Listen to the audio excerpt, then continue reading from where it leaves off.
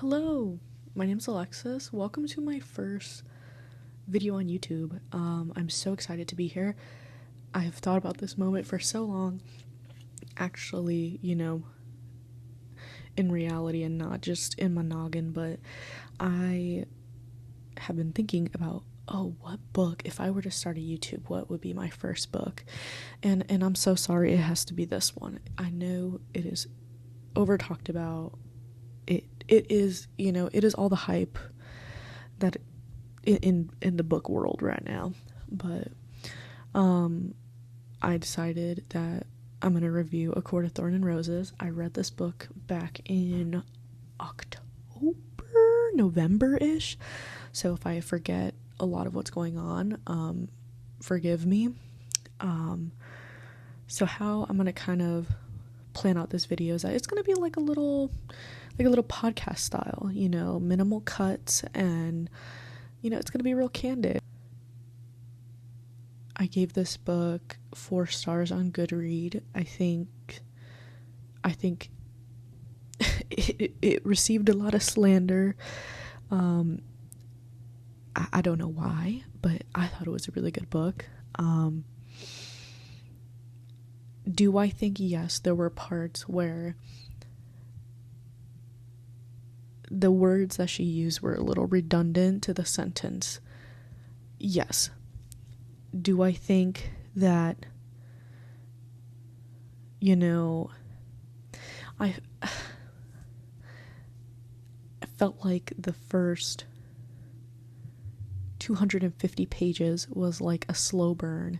Like, we could have gotten to, like the part of the book, the climax part of the book, probably around page 200, and this is a 400-page book, so I feel like we could have, had the moment, had that last for 100 pages, and the last 100 page, be kind of like a recoup, not like leave me on a cliffhanger.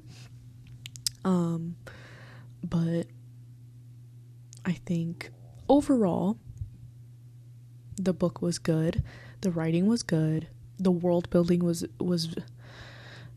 everything it needed to be for this book for me to continue to read the series. I just want to say one thing. I love Tamlin. I say that, and I have 60 pages left of the second book, A Court of Mist and Fury. So, I don't want to hear it. I still love him. I still think justice for Tamlin. I think, he is a 3-dimensional character, and I don't think we're looking at him 3-dimensionally. So, and we can have that discussion at a later time, or probably when we get to reviewing the second book. But, the main thing I kind of wanted to focus on in this video is to go through the tabs. I feel like people don't do that. I feel like, they be tabbing stuff and then they don't tell you what they tabbed. And I just want to know. I'm just curious. Maybe it's just because I'm a little nosy girl, and I just want to know what people thought what parts of the book were interesting. But I want to review my tabs. I'm not gonna go so much into the plot, just because, the spoiler version is obviously gonna be, probably, you've read the book, what happens, and so on and so forth. But yeah, if you're on the fence, you're hearing all the slander of the first book, oh, it's so bad, you just gotta get through it, and then you can get to the second book, and then it's fine. Take it with a grain of salt. I mean, to each their own, but, I recommend this book. I think it was fantabulous. And, let's get into the juicy goss. Okay, I realized, I'm jumping ahead of myself, and I did not give a synopsis of what the book is about. Spoiler-free version. But basically, it's about this 19-year-old girl named Farah, and she basically has been forced to be a huntress for her family, basically to sustain her family in a literally like 1-bedroom cottage. Her dad has a bad foot. His foot's broken, so he can't really do much. And her sisters don't do anything. and she basically has been hunting for her family for them to survive. And one day she kills this beast that's on the front cover, and then she realized, oh, that's a fairy, and she reaps the consequences. And that's about it. You're gonna have to figure out the rest. Okay, so the first tab that I have is on page 160. Oh. Trauma. This was trauma. But basically it was when, I don't remember if this was when, I think this was when Tamlin and Farah were at like the Starlight Pool or something, and Tamlin was giving Farah the tea about Lucien's backstory, and I highlighted it because I was like, Lucien, you went through so much trauma, girl, justice for Lucien. But anyways, basically just talking about how literally Lucien's, I think they refer to her as his lover. We're just gonna say his girlfriend, but yeah, that his father literally executed her in front of him, and his brothers made him watch. Foul. That was foul.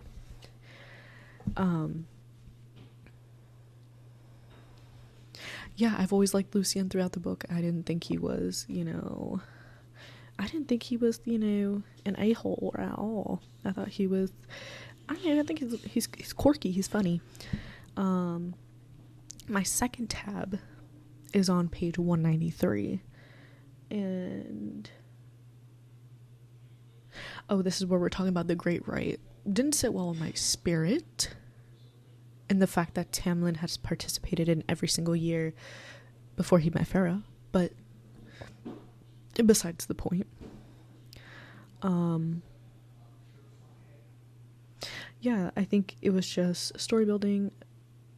I think I skipped a tab, but it wouldn't be me if I didn't skip a tab. I remember the tab. Oh. Anyways, no, but the Great Rite, I guess it's a sleigh. You just he mates with somebody.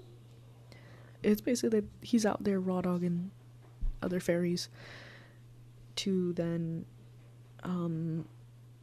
give more power to the cauldron for the harvest season. Girl, I don't know. But we're gonna go back to my other tab before. But my tab was on page 189. But it was when she ran into Rhysand for the first time, and we didn't know it's Rhysand until obviously a lot later in the book. But have y'all seen the fan art of this man? This man is so fun. I don't know what to do with myself as him being a fictional character. I wouldn't know what I would do with myself if he was real. I'm gonna show the fan art because this is the exact, and when I tell you exact, this is the exact image of how I see him in my head.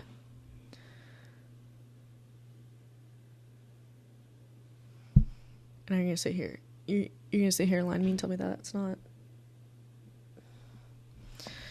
Anyways, and y'all in your fan art, why is that so good?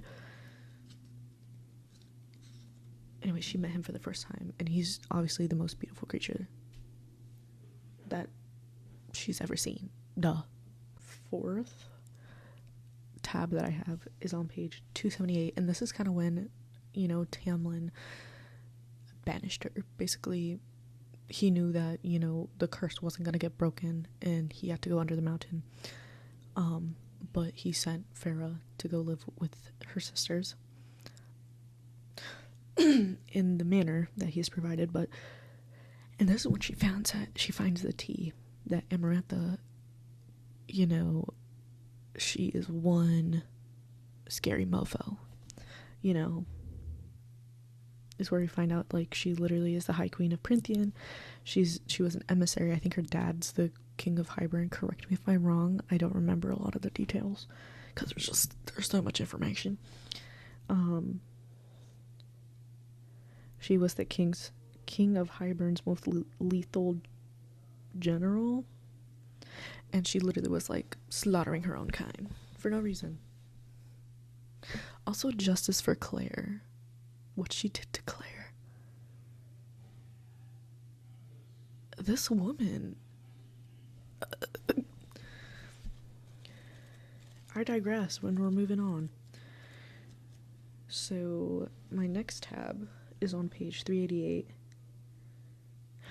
Oh, another bit of trauma, but for Farah though, and this is when we're under the mountain, and Amarantha is literally just like, how about you go stab 3 fairies in the heart, and one of them is Tamlin.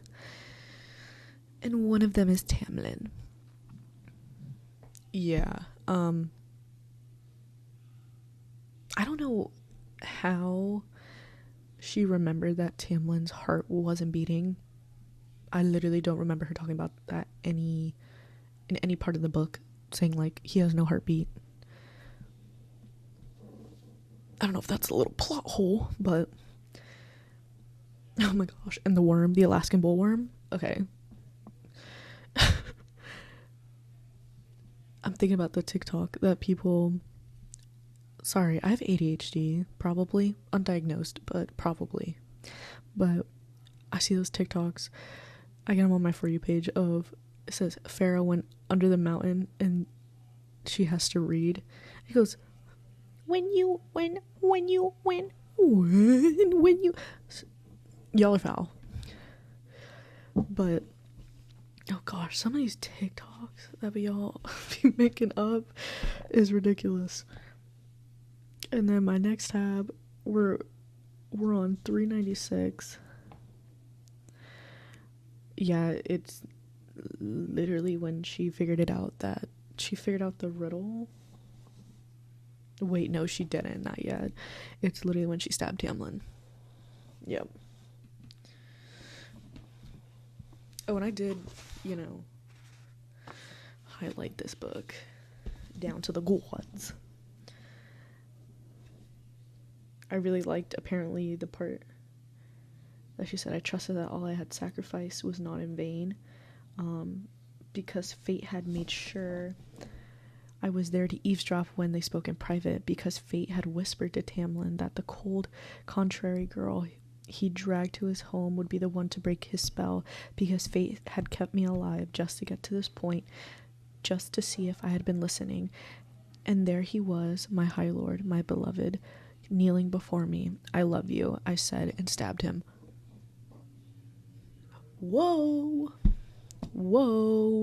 crazy. Oh, and the way that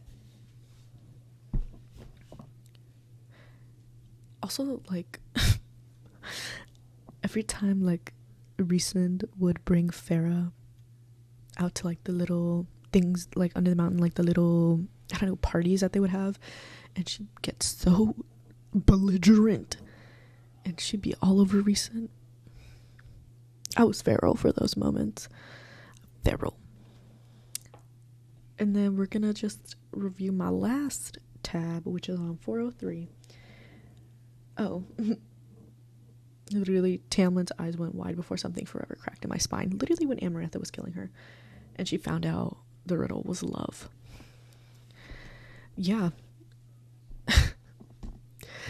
I feel like I knew the riddle way before she figured it out, but I felt like it was too easy, and I was gaslighting myself into thinking that was the wrong answer. But then she said it, and I was like, I know it. But yeah, I mean, solid read. I think definitely this book got me to the second book, and I'm so glad I read the second book, or I am reading. I have 60 pages left. Hey, scared of finishing that. I just don't want it to end because it's so good, and Rhysand is so good in that book. It's fantastic. I mean, I do have some grievances to share, but I feel like that'll be done at a later time. But no, this book was cool. Yeah, the front cover art is a sleigh. as she slayed that beast. I feel like Farrah just needs to get over herself a little bit. She's like so in her head of like, oh my god, I killed those 2 fairies. Oh my god, oh my god, oh my god. Like, girl, do you know how many fairies Tamlin had sent out to find the curse breaker? Girl, you saved all of Prynthian. But regardless, very good book. I recommend. I'm also reading currently Cruel Prince. I think I'm on a fairy kick, and I think y'all just gonna have to see me ride this one out, because I also, you know, every time I do my little Goodreads update, I also get so sad that the series is gonna end, because I read like, I'm like, oh my gosh, I'm 80% through the book, oh my gosh. I just don't want it to end, and I don't want to get through the series too quick, so I think I'm going to distract myself with other books. But if y'all have recommendations on books, let me know, because I will gladly read them, and I will gladly postpone, you know, the ACOTAR series, because I am not wanting it to ever end. I want to live in this world. Where's my one-way ticket? You know? But fantastic. Stop the slander, stop the Tamlin hate, unless he does something really bad in like the last 60 pages in A Court of Mist and Fury, or he does something terrible in A Court of Wings and Ruin, and I'm just literally, I look like an idiot talking about Tamlin, but can't wait to read the rest of the series. And then I have to go into Throne of Glass, and then Crescent City, and then the fact that Sarah J. Maas is releasing more books in the ACOTAR series. Girly pop, I have a whole bookshelf I need to read. But this is all I want. This series is all I want. So, if y'all have any other recommendations, let me know. I really have been wanting to read Powerless. That has been blowing up on Book Talk, like insane. I heard that was such a good book, and I really want to read that. With that, I'm gonna head out.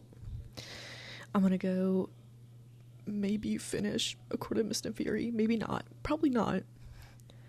I'm probably gonna go scroll on TikTok and just fantasize about Rhysand. Okay. I'll see you in the next one.